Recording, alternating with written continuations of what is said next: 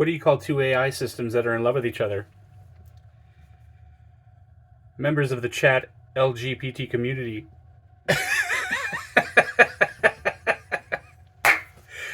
What's up, weirdos? Scott here. Thanks again for visiting the channel. As always, I appreciate it. If this is your first time to the channel, thank you so much for watching. I hope you enjoy the content. Today we're going to do a quick review on the WE Knives Ziffius. This thing is absolutely amazing. When this first came out, it was released by WE, and it was the first WE knife that I've gotten excited about in a really, really long time. There's a few more models out there that were released recently that I'd love to get my hands on, but we'll talk about those later when I get a hold of them. For now, we're just going to talk about the Ziffius. Like I said, I wasn't able to get this guy when it first came out, so I was able to get it on the secondary market a little bit cheaper than what it was retailed at, so that was pretty awesome. Let's do it up, y'all. Let's get started.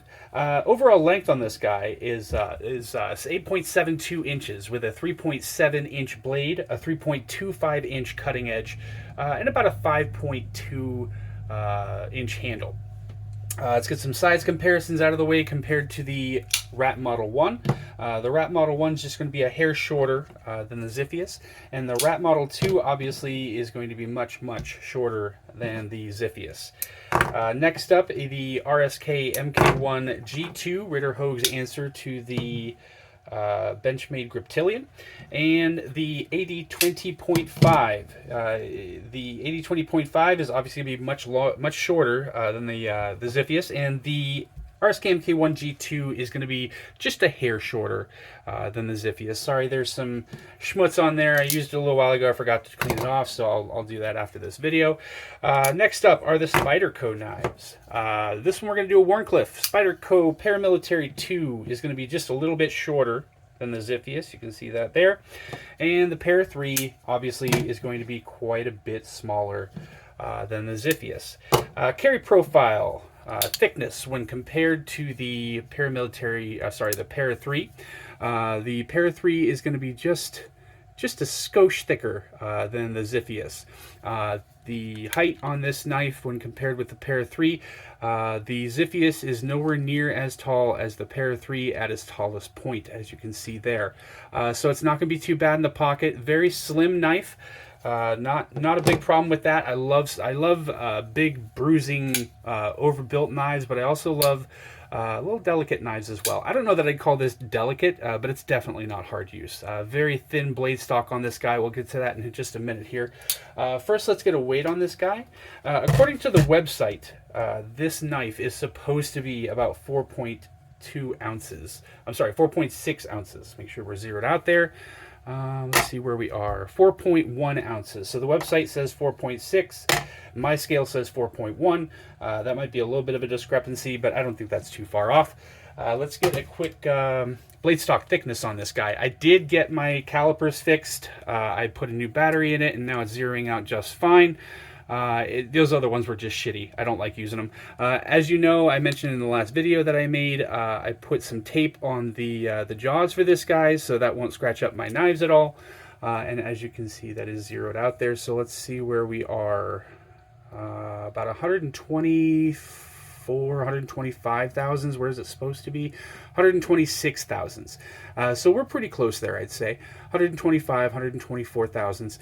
Very thin blade stock. We're approaching TRM blade stock thickness here, which is about 90 thousandths. Very thin blade stock. You've got some jimping here up on the spine of the blade, and the centering on this particular knife is perfect. The only thing I think that would have made this knife any better is crowning the spine, but that's just my opinion. You know, not everybody's into crown spines and stuff like that. I just think it makes a knife look a little bit more premium, and with this being a limited edition knife, I feel like that would have been a good thing to do, just to crown that spine a little bit, make it look a little bit more premium. But I'm not mad at it that they didn't. What's next here? We've got a 20 CV blade, which is absolutely amazing. I love 20 CV steel. That is a CPM, powdered metallurgy steel. Definitely a premium steel on the market. It's pretty comparable to M390.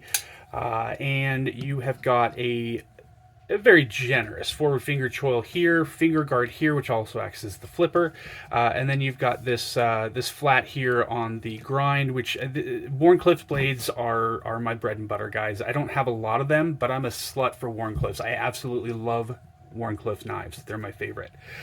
You've got a flat that carries out to about 55% of the length of the blade here. You've got a swedge that starts about 50%, maybe 45% the length of the blade, and then comes all the way down to the tip. You've got multi-directional grinding here, which I think is absolutely fantastic. Up on the flat, you've got vertical belt grinds, and then on the actual flat grind here, this is almost a full flat ground knife, you've got horizontal lines, which is from the hand satin finishing, which I absolutely love on this knife.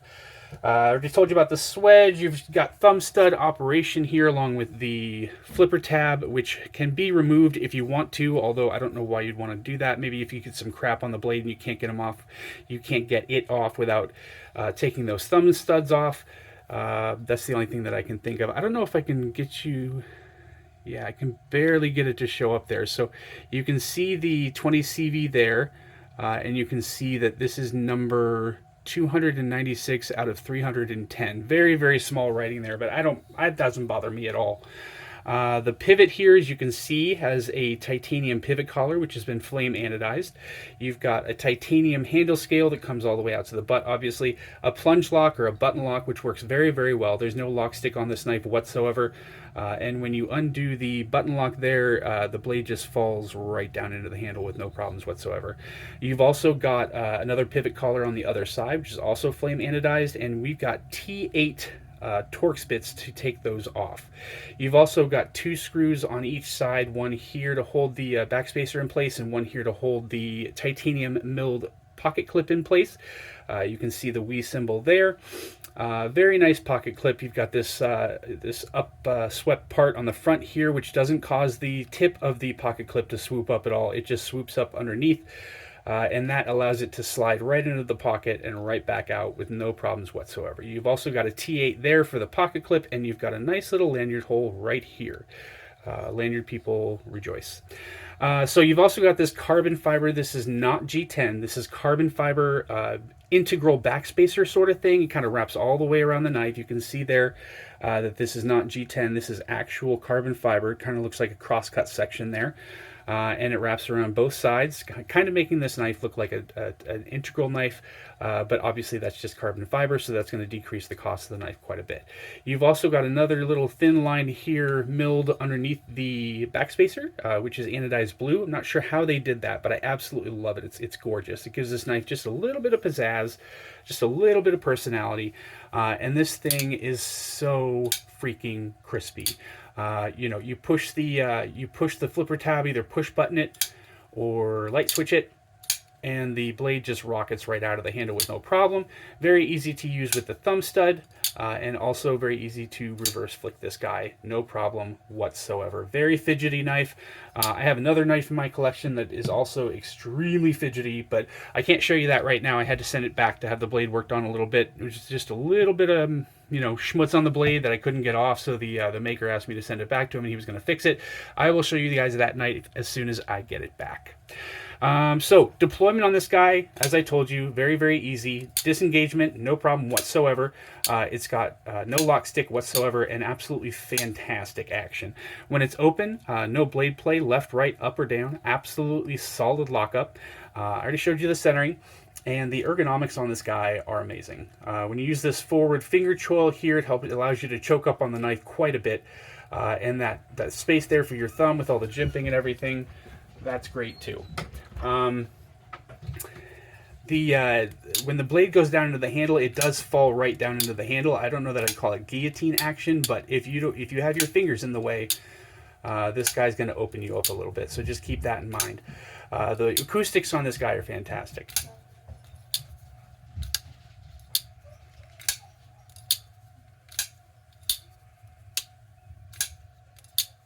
Yeah, I love the acoustics on this guy. Very thin blade, very slicey knife, very comfortable. The milling on the titanium scales is great. You only have a spot for your index finger here. After that, it's all open. There's really no place that you have to put your fingers. You can choke back on this guy. Yeah, sorry, you can't choke back on it, but you can hold this in the standard hammer grip and it feels perfectly fine. Or you can choke up on it a little bit. Good for push cuts. You can also get a nice pinch grip on this guy for detail work, anything like that that you have to do. Again, this is not a hard use knife, but it can cut just about anything, I'd say.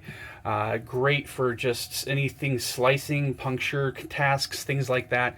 As you can see, this thing has a really aggressive puncture tip on it. And just an absolutely beautiful blade. Let me show you the whole knife, tip to butt, and then I'll show you the back just so you can get a nice close-up look at it. I love the little milling lines on the button here. Helps you to kind of stay on the button a little bit easier.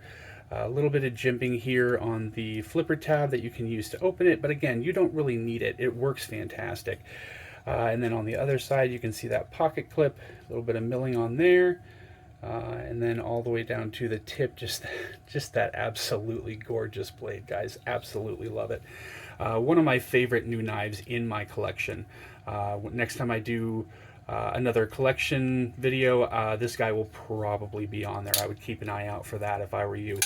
Very easy to use, very comfortable to use, light in the pocket. You almost don't even know that the damn thing is there. And like I said, it goes in and out of the pocket with no problem whatsoever. This is definitely a knife that I wanted to get in my collection, and I'm very, very happy that I did. What else can I tell you about this guy? I don't know if I told you, the screws on the handles here are also T8s, and the screws for the pocket clip are also T8s. I told you about the lock. This guy is running on bearings. You can see that in the action. Ergonomics are fantastic. I showed you the jimping on the flipper tab. I showed you the jimping on the spine of the blade. This knife it's so much fun to play with. I carry this thing with me most days since I got it, and my wife's kind of tired of it just because of the sound it makes, so she's really irritated by that. But she'll get over it. You know how it goes. There's really not much else about this knife that I can tell you, but again, it is. I'm so happy that I now have this guy in my collection. And if there's anything that you guys have any questions about it, or anything that you're excited about this knife, let me know. It is still available at a few sites. You can buy either the regular titanium handle with the carbon fiber backspacer and the what do you call it? The DLC coated blade. You can get that on Knife Center. This guy comes in at around $345, but there's not a lot of variants left over. Most of the variants that are left over are either Damasteel or like the ones with the flame anodized titanium wraparound there. Those are a little bit more expensive, but you can still get the one that's around $345. So I will definitely link that in the description in case anybody's interested. I hope you guys enjoyed the video. If you did, you know what to do. Please like and subscribe. I'd really appreciate that. And stay up, y'all. Take it easy. Bye.